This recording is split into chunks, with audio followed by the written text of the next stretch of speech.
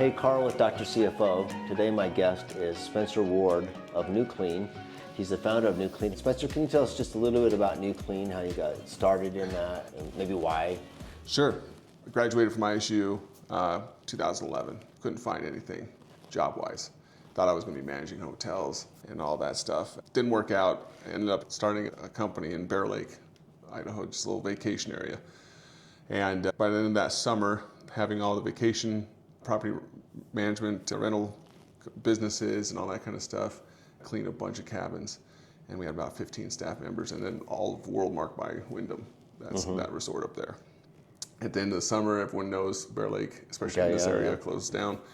And it just wasn't worth it, so I sold off the contracts and came into Pocatello, changed everything to Nucleane Commercial Cleaning, because it started out as Bear Lake Cabin Cleaners. Pull a tab off of something and call us, you know. Yeah. We got going, and we strictly just started doing all commercial work.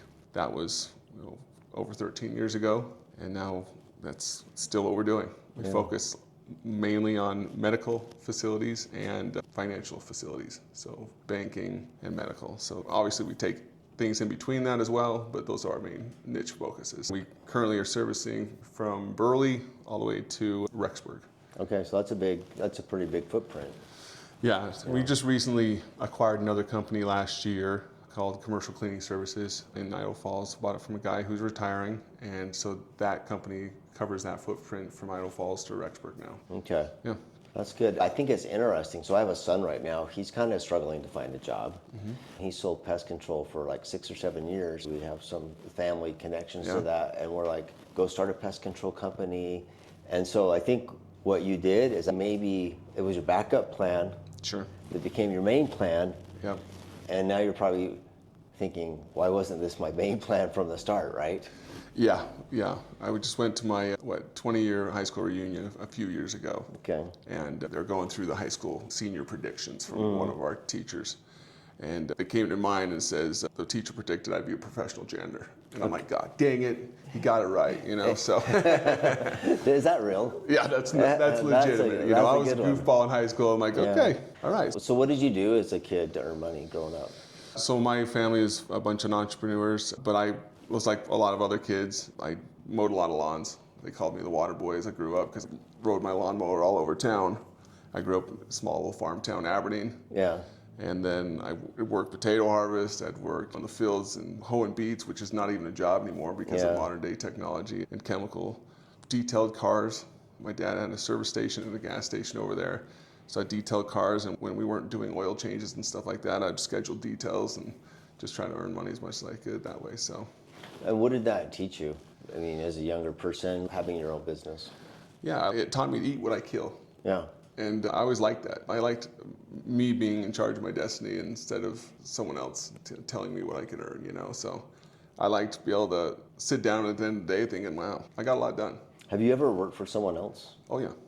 Like an eat what you kill thing, or like as an hourly job?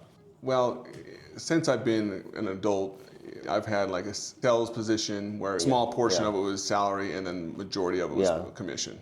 So really, even from like right after college, it was like, hey, you're gonna eat what you kill, because if I didn't sell anything, there's no way I would be able to support my family. Like I had a small family, one kid on the way, and if I would have, I think it was like $1,400 a month that they were paying me in salary.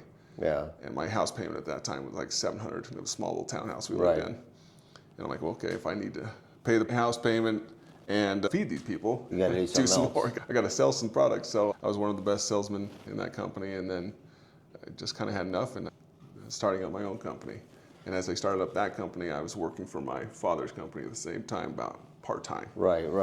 Until my father's company actually had financial problems, and it went away. And it was like, okay, safety nets were off, and I had to sink or swim. Yeah. So I think it's interesting because when I was a kid, I did a lot of like eat what you kill stuff too. Yeah. And then when I was 18, maybe 17, I would get out of school a little bit early, like around noon. I'd go home and eat real quick, and then I'd go work at the grocery store. Yeah. Just not that I really needed the job. It was like I just wanted to know what it was like to work for someone else, which is kind of an interesting experience. Yeah. Because I'd always kind of worked for myself as well, doing similar types of stuff. So, and the reason I ask this question is we have a lot of doctors and people watching this and they wonder, like, in my opinion, the better financial management doctors are ones who had whatever the job was when they were a kid. Sure. And if they're watching this, well, I didn't do that when I was a kid. I'm like, yeah, but you have kids. Yeah. So get them doing something in your office. Yeah. And one of those things that we've suggested, and this is a good lead into you, is have them maybe clean the office or have them learn to clean the office. Now, I don't think they're going to do like a top-notch job, but actually this is ironic. When I was a kid, my dad, there was a Pocatello dispensary. It's not there anymore. It was before dispensaries were known for being dispensaries now. Yeah, exactly. But it was on like, if you're going underneath the underpass, it was on like the south side. Okay. And they tore that building down. And so every night I would go in there and clean, vacuum, mop, clean the toilets, everything, wash the windows once a week. And I kind of had my own routine. I took it pretty serious. And I didn't really have a clock or anything, but I had like a time where I would play, I don't know what it was. There's this, I just really love this tune, so it's gonna sound kind of corny, but there's this symphony by Dvorak called the New World Symphony. And so I would track where I was by this, like, yeah, this part's coming up, I should be here when this part comes up. And I would just take this lady's radio and just blast it, so I could hear it through the whole thing. And that kind of marked my time with that symphony. And I listened to like the same song every time, but it's one of my favorite ones. So anyway, that's kind of how I learned to clean. Fast forward, when I was a kid, my mom would make me vacuum, and that was kind of my job, vacuuming. And there was a lot of us, so the stairs would get pretty nasty, and the carpet was nasty. So it would literally take me forever to clean the carpets. But now I've become what I call a vacuum snob. I got to have the nicest vacuum. Even if I don't have any money, I'm still buying like the $1,000 vacuum just because I got to have the nicest vacuum. It's just kind of built into me. So we have you here. You clean a lot of medical offices, and I want to talk about that because when you go into an office, especially a medical office, when you're maybe doing procedures, cleanliness, what do they say? Cleanliness is next to godliness. Mm-hmm. And so I went into an office a year or so ago to talk to someone, and it was filthy, like filthy. His desk was crazy. I mean, just cluttered and messy. There was food lying around, like old food. The carpet looked like it hadn't been cleaned for ages. The tile had mud on it.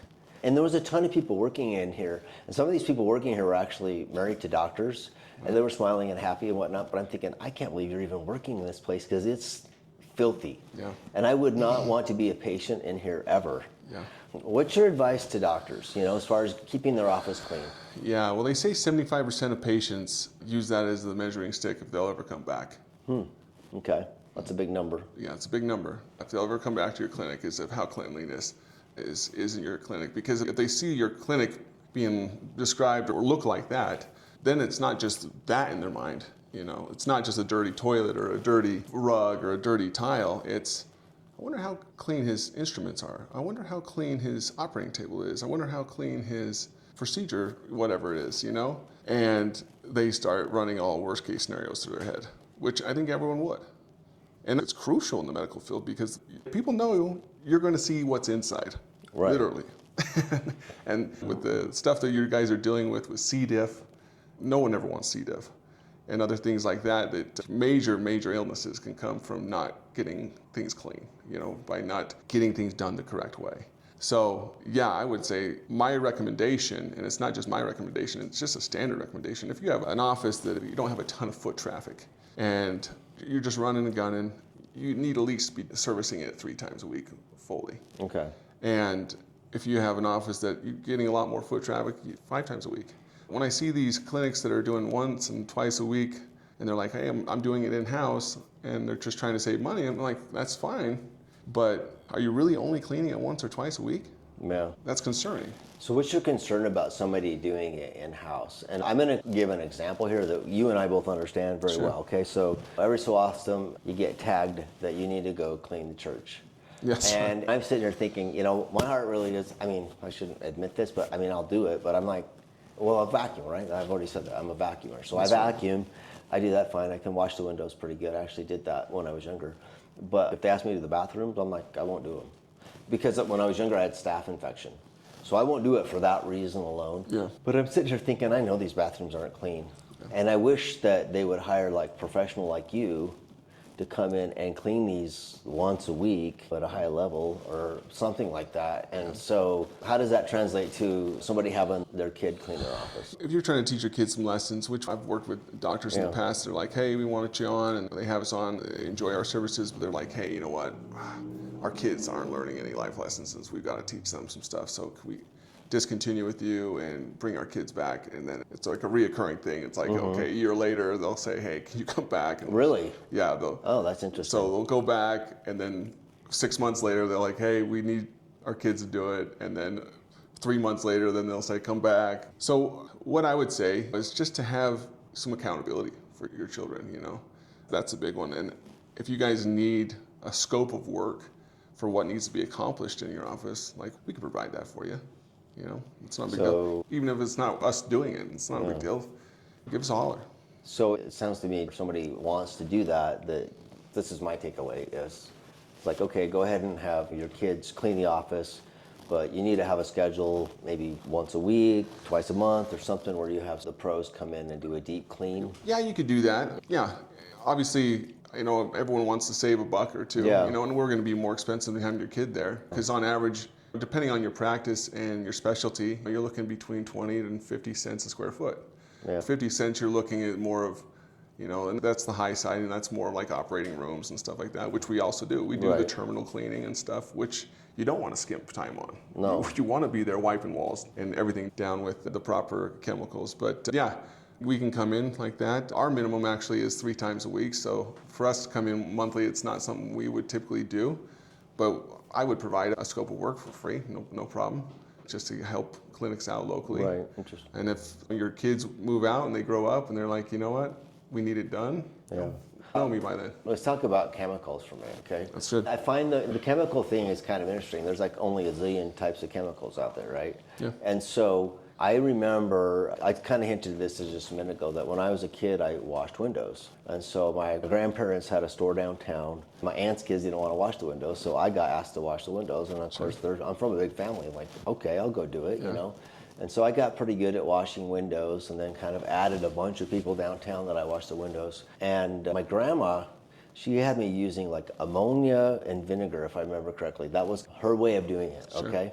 And then I remember reading this book by kind of a local cleaning legend here, Don Aslett, and he said to use lemon joy for cleaning the windows. And I thought, okay, I'll give it a shot. Well, that stuff works really good. I was kind of surprised, you know, and they sell all this different cleaning product, but lemon joy, I don't know why it works so well, but it really did. Now, I'm not that great a window washer anymore, just because I think I have the skill still. What I don't have is the eyes. Yeah. I actually can't see.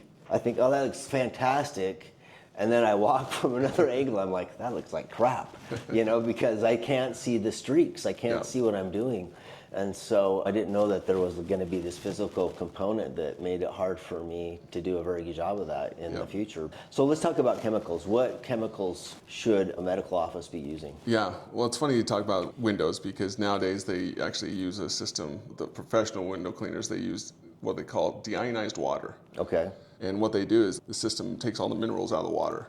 So all they're doing is scrubbing your windows and filtering those minerals out. And those minerals are going in your flower beds and stuff like that, and actually fertilizing your flower beds. Interesting. And it's just cleaning. There's no squeegeeing involved. Really? And it's just spotless. Only thing else that they put on top of your windows, if you haven't been cleaned for a while, is maybe some acid to get cut through some of that hard water that comes from rain or your... I never could, like I was telling you about the dispensary, like the front windows had really deep hard water stains. I never figured out how to get rid of that. So, you know, I wasn't quite that good to get rid of those. Yeah, it's a little bit of acid that we can use, and that's always a good way to do it. But yeah, on chemicals in general, don't go to All Dollar. Don't go to All Dollar. Don't use Fabioso. I was just going to ask you about that one. No, don't do that. Go to the reputable janitorial suppliers. Like I personally go to Hanson Janitorial Supply here in town. They're in Boise as well. They have locations in Boise and in Pocatello, and they deliver all throughout Idaho pretty much. They have hospital-grade disinfectants. They have all the stuff you really need. What people don't really, especially when it comes to floors, people get so sensitive about floors, especially where we just got out of this season, but winter. What do we see during the winter time because of all the ice melt? You start seeing a haze around your floor mats. And that's not because they're not getting cleaned right. It's because the pH level of your floor is going through the roof. Okay. So it's probably up to a 14 because all this ice is on. So if you're just mopping with the same stuff over and over again, it's not doing anything to help combat that. So we can use stuff from Hansen Editorial that neutralizes salt that would be a pH of 2. So it goes from 14 back down to that 7, the haze goes away. So it's just stuff like that that you can find there that you're not going to find at all $1. So from taking care of your floors, not making them sticky when you're walking across, when you hear that, you know, to making sure not just your restrooms are clean, but your high-touch surfaces, your doorknobs, your light switches, especially in your medical clinics. You want all that high-touch surface stuff done right, so you're not passing on. And the right chemicals. The right chemicals, yeah. Do you guys have like a chemical list that says this area use this chemical, that area use this other chemical? Okay. Yeah. And that's the thing too, is that I can bore you for days on chemical stuff, but disinfectants are great. You doctors out there, you probably see this as you're wiping off surfaces over and over again with disinfectant. You may even have a wood surface or a stainless steel surface. If it's just disinfectant, you're going to see it kind of get cloudy because what's in disinfectant is called a quaternary. And what quaternaries do is just go around and suffocate those germs, but it leaves film. So what you do is you can disinfect it, and then you can spray like a peroxide base, which is not, like you don't use it's like I said, I can nerd out on this, but there's a sanitizing peroxide that's not disinfectant peroxide that will kind of neutralize all that and take that haze away. And that will help a lot. So all that kind of stuff that I can nerd out on for days, but that's what you guys are seeing out there if you're using disinfectant over and over again. Yeah, it's just a lack of understanding how to use the products correctly, So a few years ago, before I started this business, I was probably like 2006, 2007, maybe 2008, I was working for semiconductor manufacturing. Yep. And once a week we would go out to lunch, okay? So we decided to make a game out of it, and we kind of rate the restaurant based off different factors. And one of those factors was how clean the bathrooms were. Yep. Okay, so that was like a test. If your bathrooms were disgusting, we just automatically, you're gonna get a low food score just because we assume, we don't know what's going on in that kitchen. You know, we just assume the bathroom is a reflection of everything.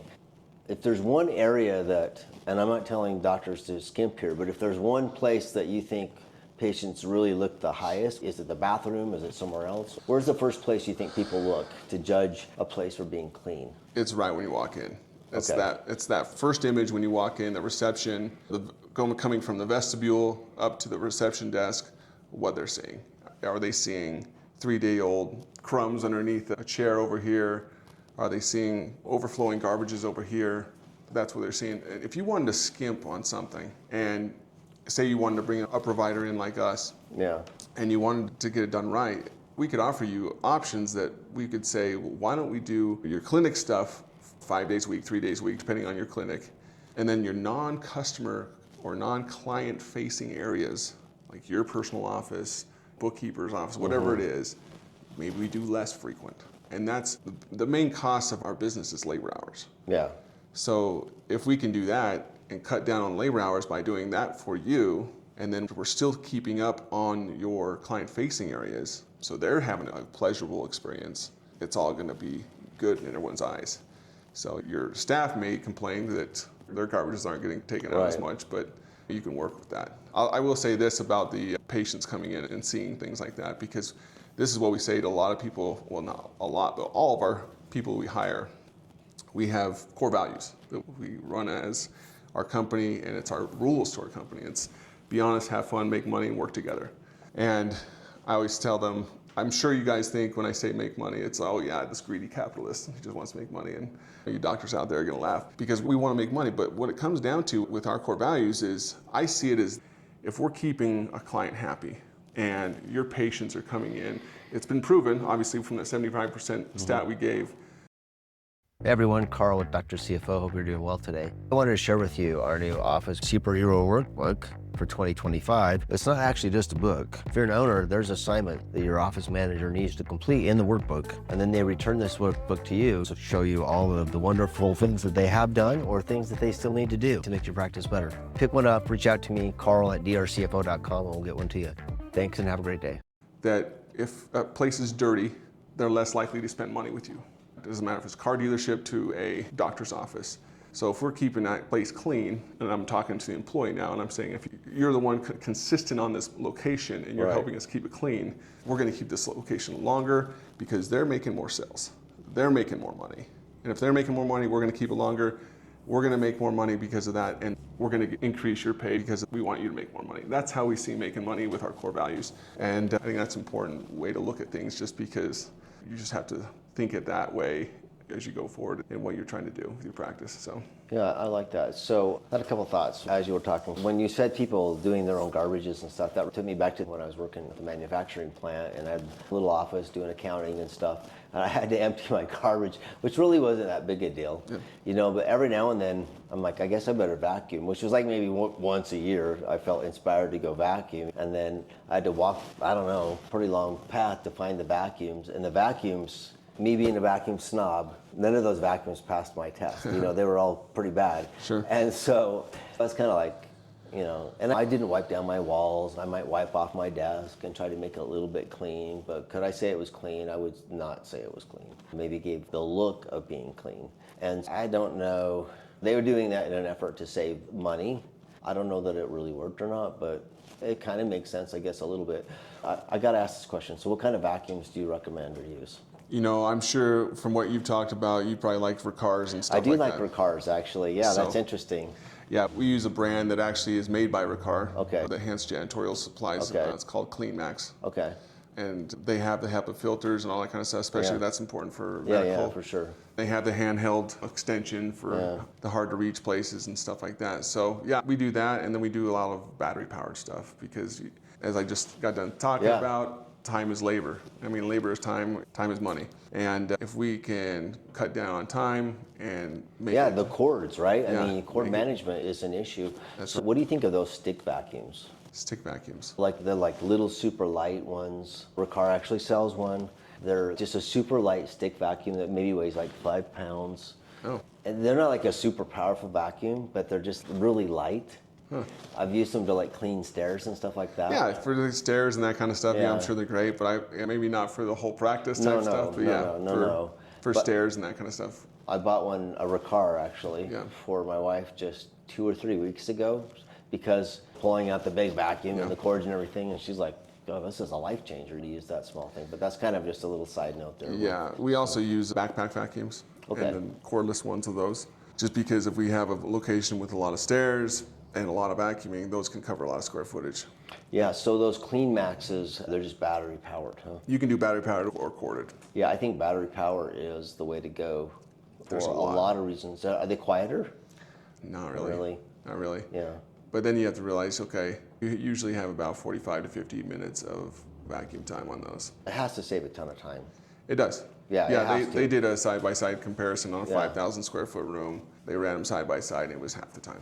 I totally believe that, because sometimes when I'm cleaning a big area with a huge vacuum and the cords, if I didn't have to deal with the cords, and the cords are super long, I think I would be done in half the time, because managing the cords is a big deal. So there's a recommendation: if you don't have a battery powered vacuum, get one of those, you know. Let's go back to bathrooms for just a minute. We know that obviously they should be cleaning the bathrooms at least every day. Do you think it should be more than once a day? Should they put one of those little calendars in there that says cleaned by so-and-so at this time? Have you seen that before? Yeah.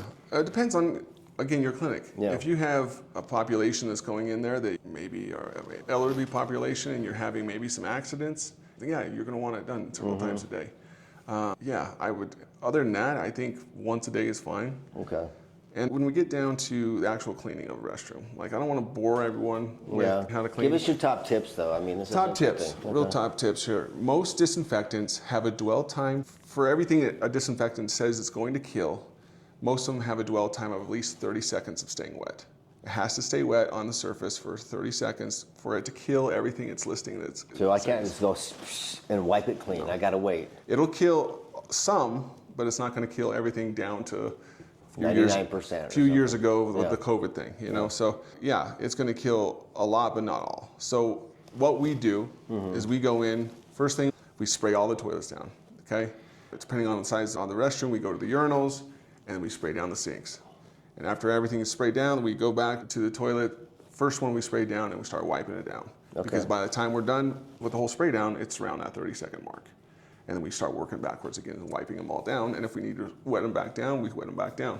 That way it gets them as clean as they need to be. So Okay, that's actually good advice. Yeah. What about the ring in the toilet? How do you get rid of that? the ring around the toilet, let me tell you this. Pumice stones, I hate them. Yeah. Once you take a pumice stone to a toilet, you always have to take a pumice stone Really? to a toilet. Yep. Oh, that's bad news. You typically are taking the protective coating off your porcelain on most cheaper toilets, Okay. which nowadays are a lot of them. Yeah. You use acids. Again, we use a 20% phosphoric acid. You can go to a hydrochloric acid that's super heavy duty. You only get So you guys are wearing masks probably and like. yeah, when it gets to gloves. hydrochloric, you'd want to, because that will literally start smoking. As it starts hitting that debris, it'll clear it up real quick. So yeah, that's how you keep it down. It's mostly from hard water. Yeah. People think it's buildup of human waste and stuff like that. It's really not. It's because Pocatello and Idaho in general just have super hard water. And you have to be using an acid on a regular basis throughout the week. So what we typically do if we're servicing a location 5 days a week, we're aciding it at least 2 to 3 times a week, then making sure that it's getting disinfected alongside of it, because acid isn't a disinfectant. So you probably wouldn't want somebody untrained using acids, Yeah. I would assume, right? So. Yep, and then you also want to gloves. I'm sure you doctors have tons of gloves around your clinics. Yeah. Designate a few boxes to your cleaners if you're doing a house, but we strip gloves off in between every restroom because we don't want to cross-contaminate. You don't want to be going from cleaning a toilet to then cleaning a sink. Yeah. How have your protocols changed over the years? You've been doing this quite a while. I would assume they evolve, right? Oh yeah. Right now, we're literally putting SOPs together for every one of our positions throughout our entire company. So standard operating procedures. So yeah, it's changed so much. From training, being SIT certified to ISSA. What would you say is your biggest innovation in the last year or two? Something you're just like, wow, this is a big change to the way we run our business and the way we clean offices. I guess in the last 2 years, we started doing these terminal cleanings. What's a terminal cleaning? A terminal clean is how you turn over an operating room. Okay. So once you learn how to turn over an operating room and you see what goes into that, it is crazy. You are moving everything and everything is getting taken care of, wiping down. So once you've experienced that, then you're now looking at all your other systems and thinking, how can we improve? Not everything needs to be terminally cleaned because people wouldn't want to afford that type of cleaning. But for those operating rooms, they have to be done because, again, C. diff, all these other infections that could happen when people are opened up, you don't want them to be there. It's definitely made us take inventory of like, okay, let's change things up how we do things over here, and let's cater our systems different. Well, that's interesting. I actually now feel like I was a bad cleaner when I was a kid because within the dispensary it kind of looked like an operating room. It was kind of a procedure room, but it was big. And I did not clean it anywhere close to the way you described. I'd probably give you like on a 10 scale, I might give myself a 1 or a 2 on your 10 scale because I remember I would take the dust mop, okay? Yeah. And I would go around the room and make sure that the floor didn't have any dust or thing on it. Sure. And I might wipe the sink down, I might wipe off the procedure table and some stuff like that. But everything else in the room, yeah, I never touched it. Yeah. It just kind of sat there and yeah. I assumed it was clean, which is not true. So yeah, well, our teams will do these surgery centers and the customer-facing stuff that when the customer's awake, in front of the red line situations, you're not having to be as crazy. You're not doing the terminal stuff. But once you get behind that red line, our teams are literally scrubbing up. They're putting scrubs on, and once that's clean and they designated that, no one else goes in it. If someone goes in it without scrubs, technically we're supposed to go in and redo the entire terminal cleaning again. That's how strict it is. That's interesting. With the way we've been trained. So. Yeah, that's good. I'm still thinking about my cleaning. I would clean the handles off if they were dirty, and the light switches if they were dirty, but I would just clean them off for what I couldn't see, just to disinfect them, because I just kind of went with the eye test, which isn't a very good test. Yeah. Yeah, at the end of our terminal cleans, we'll literally resort to a black light. Okay. And we'll turn off the lights, hit the black light, and we'll make sure.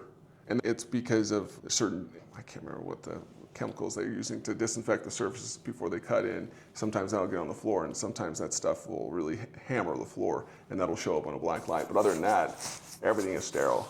But it'll pinpoint little blood drops or anything like that. So and we're quick to point that kind of stuff out. I would imagine most cleaning companies don't go to that level. Well, no, but this is what is expected when you get to that level of terminal cleans. We don't do that for a normal doctor's office and cleaning an exam room. Yeah. But we are still making sure we're using hospital-grade disinfectants, we're giving the appropriate amount of dwell times, and we clean from top, moving to the bottom. We don't just mop the floors and then come back in and then do some more stuff and come back in. We start with dusting up high, wiping off counters, and everything that falls on the floor, and then floors are last. In your experiences, the ladies probably like smelling Yep. more than guys as far as a fresh scent or something like that. And they have all these devices that promote a fresh scent in a bathroom or just in an office. I don't think I've been in too many medical offices that actually do that.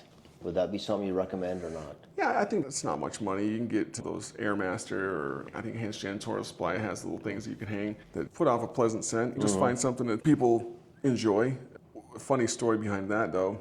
When I first started, we talked about how we perfect our systems. We've always used hospital-grade disinfectants, but then there's disinfectants without perfume, and there is disinfectants with perfume. Right. So we would clean a location, and we'd get complaints, hey, it doesn't smell clean. And we'd go in and talk to them, and everything looked super clean, but it didn't smell clean to them.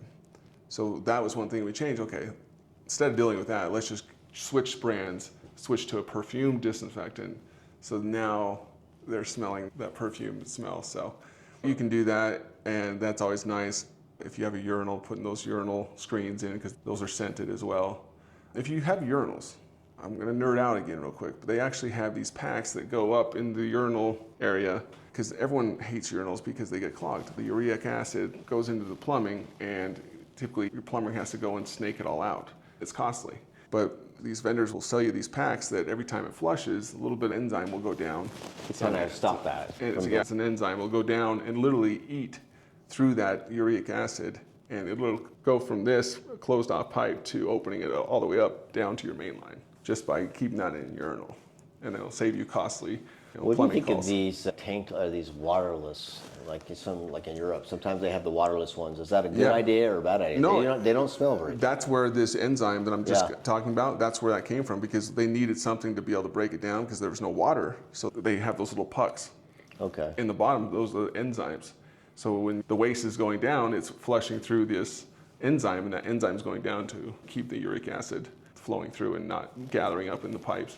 Okay, that's interesting. Now you made me think of a new question. So people have AC systems, right? They're blowing air around and getting dust and filters and all that kind of stuff. And I don't know if you guys change the filters or, so you're changing the filters. Let's say somebody's had a medical office for, 30 years and they've never changed their AC system or their heating and AC system. Is there a recommendation if you think you're behind by so many years, maybe you should just consider upgrading? If your AC system's still running and you've changed out your filter at that point and you've realized, okay, we're behind the times, I would first start with an air duct cleaning. Okay. Just from personal experience, I did that in my house years ago. Yes. And that's the first time it ever was done. They were literally pulling out 2x4s from it being built in the ducting. Okay, you actually took my next question. Okay, so we had that done as well at our house, an air duct cleaning. I don't know why, I never thought of it. I thought, what the heck, so we'll have it done. And I was totally shocked at what came out of that thing. And I'm like, why? Like, I should have done that the very first day I moved in the house, right? Your allergies will clear up. Things will be a lot better. That was a bad move. So I guess what we're recommending, if somebody hasn't done air duct cleaning, if you don't remember the last time you did it, probably should just go get it done. Yeah, that's right. And we can recommend some vendors for you. We don't do it personally, but we have some other vendors that do it, and they're great. So that's a good takeaway. That's a good takeaway for sure, because they get dirty. This dust spreads around, right? It just keeps moving it around in your building, and you wonder, why can't I get it clean? Or I'd like to get it cleaner. Well, you're just moving it around. That's right. Yeah, we actually had a clinic one that we started, and it was one of our email offers is, hey, when's the last time you changed your HVAC filter? We'll do that for you, no problem. We went in there, and the office manager's like, I didn't even know that was a thing that we should do. We changed that thing, and it's been years.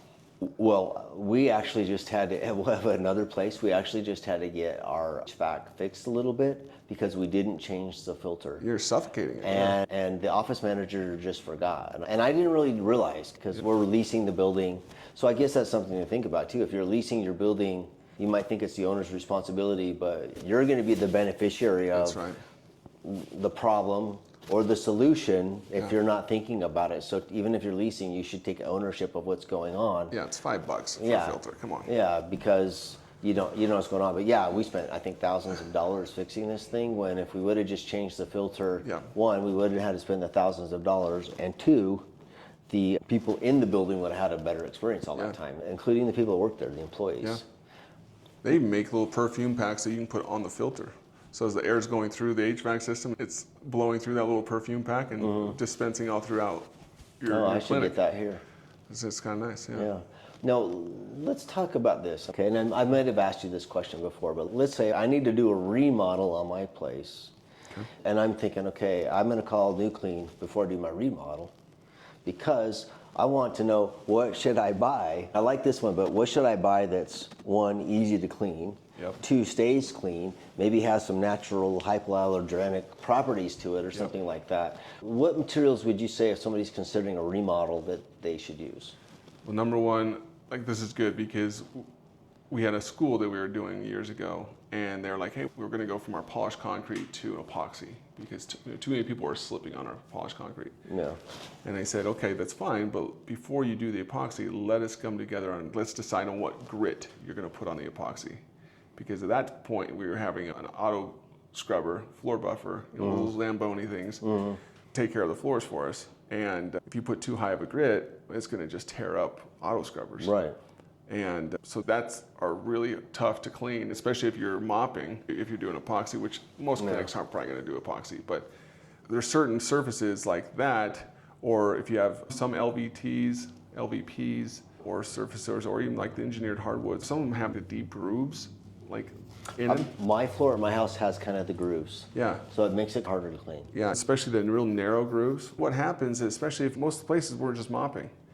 And what happens when you're mopping, even if it's a brand new mop head and you're mopping with water, you're still going to have some dirty water settling in the lowest parts of the floor. Oh, good point. So what's going to happen is you're going to see some dirt accumulating in those cracks and crevices. So the flatter you can get your floors, the better, actually. Because other than that, we have to come in as a different service and come in with a machine with a cylindrical brush head so it can really get into those grooves and dig them out. Because those mops will just float over top. Yeah, so it may not be top of mind to include your cleaning company in your remodel, but I think it's money well spent. Having somebody like you come in and say, this is, do this, do this, do this, don't do that, for 1,000 different reasons. If you're trying to keep it clean and you want it to be maintenance free.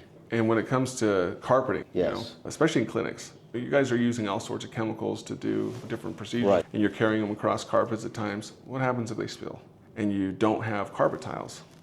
If you spill it on something, which, you know, I think these are carpet tiles, you spill it on something that's not a carpet tile and it bleaches in the middle of the room.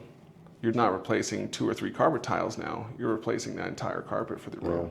And the purpose is of honesty here because of our core values, because our company, we make mistakes at times. We had a situation where an employee knocked over one of our garbage bins and it had some acid in it. And it broke on some carpet and it melted through the carpet.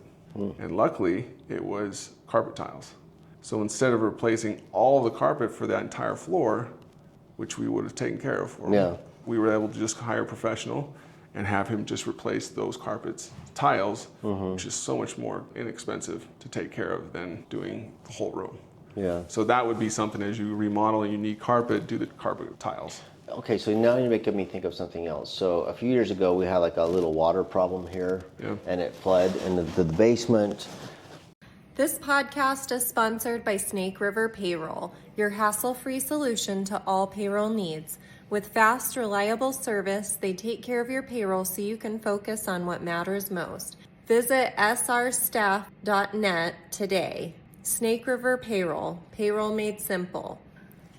And it took, like, one, it was kind of expensive to get it fixed, and two, it took forever to get fixed because they had like every little job piecemealed with a different guy, and they have a runner in the basement. Okay, so that made it an additional problem coordinating with all these different people. I was not very happy about the whole situation.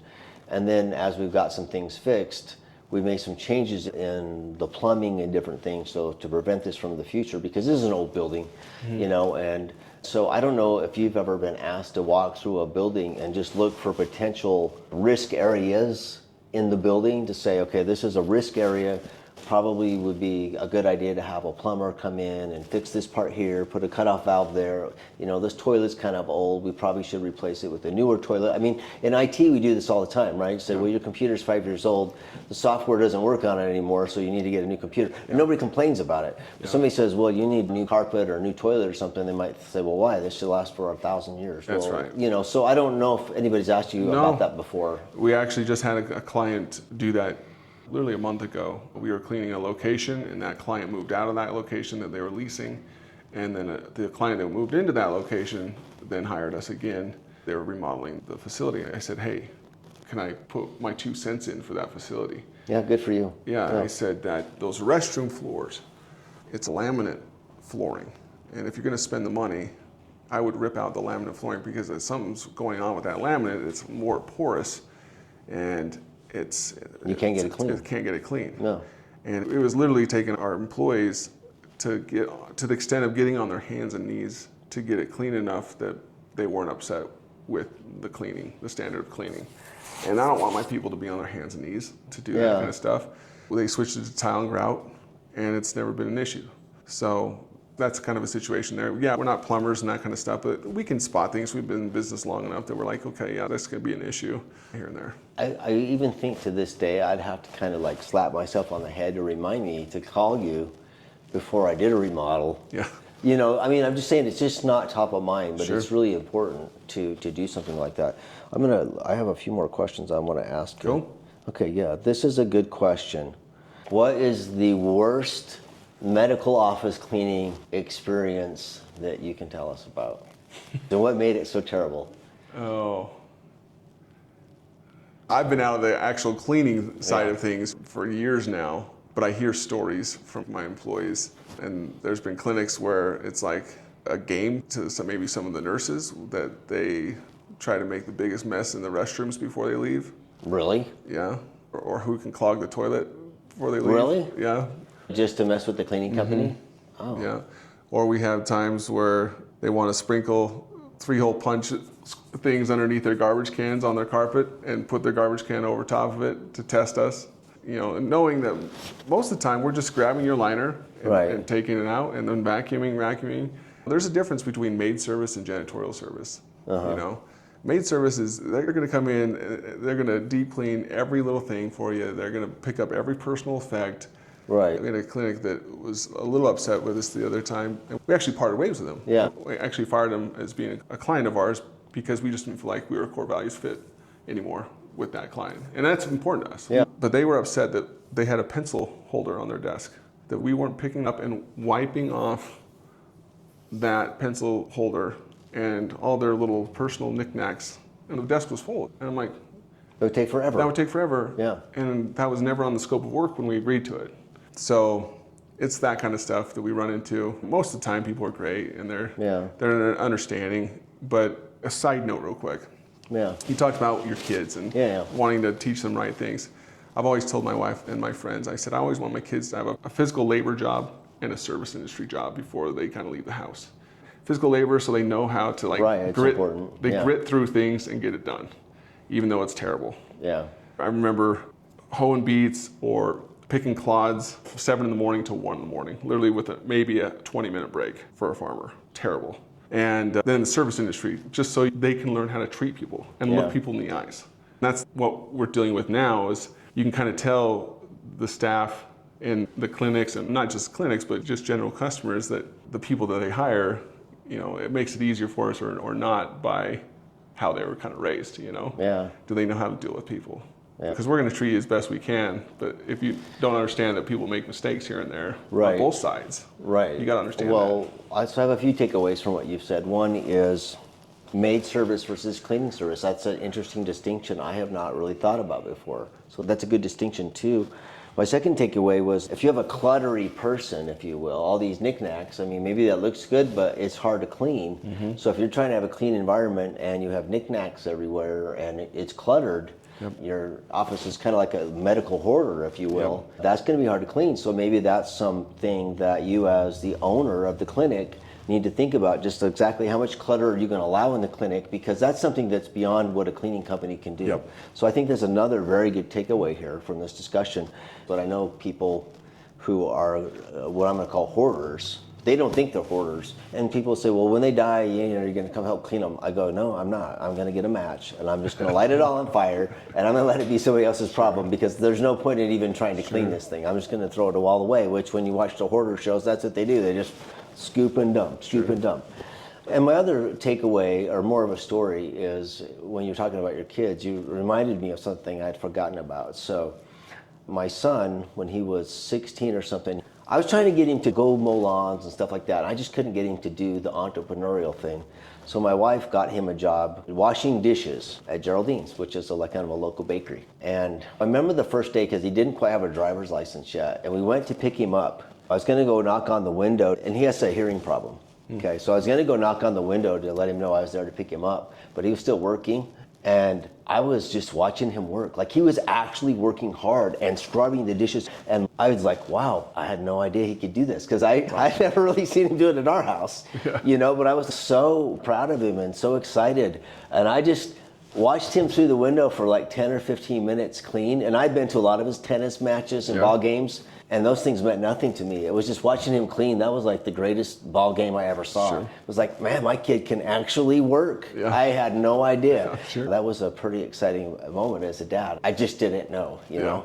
Okay, so you've given us so much to think about here. I'm trying to think of the top things. Obviously, having a clutterless office is nice. When it comes to even, most people, because of HIPAA, are pretty good at leaving documents off their desk, but that's one thing we'll tell them too, is if you have documents on your desk, we won't pick them up and wipe off anything, because we never want to touch people's documents. No matter if it's a medical industry, car dealership, general office, we just don't ever want to touch people's documents, because you do something, or something gets out of order or falls off, we don't want to be held liable, and we just don't want to make your guys' lives miserable. Yeah, it makes sense. I've seen some of these movies, where the janitor, he's an investment banker by day, janitor by night, right? And they go in and they're taking pictures in New York City of all the financial deals going on, right? And then they make their bets in the morning. So what you're telling me makes sense. Have you guys had a situation, let's say somebody you talked about the nurses sabotaging the bathrooms. What about somebody putting a video camera up, secretly recording you guys? We've never had the recording thing, but we've had someone drape a newspaper over like a heating unit. And at that point, we actually reported it, because they're like, hey, what's going on here? And it turned out that they were wanting to see how long that would go with us. I'm like, why would you do that to us? Why would you cause a fire hazard in your clinic to do something like that, when you're just causing more and more work for us to do, Yeah, that's interesting. Oh, sorry, go No, ahead. you're good. So I had a guy call me recently for a payroll quote, okay? And he goes, well, I'm really glad you answered on the first call. And he went through all this whole litany of stuff. Well, I, for some reason, needed to call his business for something else. I called like 3 times, still never answered. And so I'm thinking, if he ever calls me again, I'm going to give it back to him. Because I'm like, you have a test for me that you're not willing to abide by yourself. And like these unfair tests is what you're telling me. Just know we're all humans. We all make mistakes here and there. Just have some grace for each other, that's the thing. And you run into that kind of stuff. Robotics, how are you using robotics today, and where are you seeing that in the future? Well, honestly, in the 5-10 years, with what we're seeing from Elon Musk and stuff, you're going to see autonomous cleaners. And I think it's get to the point that you're going to see robots cleaning your facility employed by us. And then if they can drive themselves, they drive themselves, or if they need to be picked up by an autonomous Uber, then they get picked up by an autonomous Uber and brought to the next location to clean. Interesting. I think that's going to be the future. Yeah. That's really interesting. Because number one, that's the biggest issue with, I think, any business, is the turnover, and especially the art industry. There's a lot of turnover. And either employees are fantastic and we love them and we want to treat them so well, or they're just downright garbage. And we quickly get rid of them. But that's the thing, is that's one of our biggest costs, is labor. So yeah, for sure. And if you train something to do the same thing over and over again perfectly, That'd be Well, yeah, who knows what the future is going to be like, Yeah. right? I mean, there's some exciting things with it for sure. There's obviously some scary things. Sure. I feel like what I've seen with technology is when you have technology, you do new things with it and you use it in a different way and it creates new ideas and new things. So I'm not really worried about robots and all this replacing everything. I think we'll just learn how to do things differently and come up with a whole bunch of new ideas of things that we haven't really thought about before that we can now do. Because at the end of the day, all this stuff is to make the human experience better. You know, they're not trying to make the robot experience better. Sure. I think there's a lot of positives. We just don't know what they are yet. I mean, I could imagine that back in the day, cars are going to replace horses, and they did, but people still have horses, you know, that enjoy horses and know how to use them. And things change, but I don't know that I'm too fearful about that part of the future, at least at the moment. So tell us a little bit. I really appreciate your time. I want you to tell everybody how to get a hold of you and brag about yourself for a second. Well, this year we did just win the 2025 Quality Award. Congratulations. For Pocatello, Best Cleaning Service in Pocatello, which means we kept a 95% quality level or higher, which I think that one means more to me than anything else. We've won Best Cleaning Service in Eastern Idaho. That's all fine and dandy, but that's kind of more of a popularity vote. You know, for me, it's quality, making sure that our customers are happy with our service. So that was a big one for us. But if you want to get a hold of us, 208-254-7070, nucleane.com, nucleane.com. And then you can literally schedule a janitorial solution call, and I will be the one that answers or calls you. And it'll be a 10 to 15 minute painless call. And we can talk, and if we're a fit, I'll come out and tour your facility with you, and we can see what we can do for you. All right. Well, thanks again, Spencer. Thanks for your time. Thank you.